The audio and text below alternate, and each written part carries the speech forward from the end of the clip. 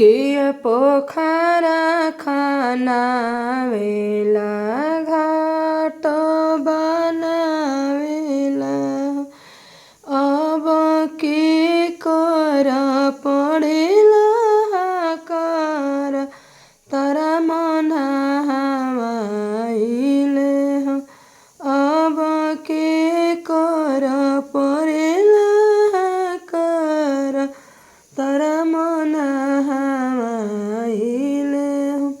राजा दशरथ पोखरा खनावेले घाट बनावेले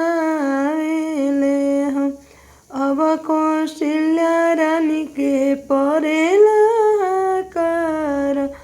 तरा मन हमाइले अब कौशल्या रानी के पड़ेला कर तरा मन हमाइले के पोखरा खनावेला घाट बनावेला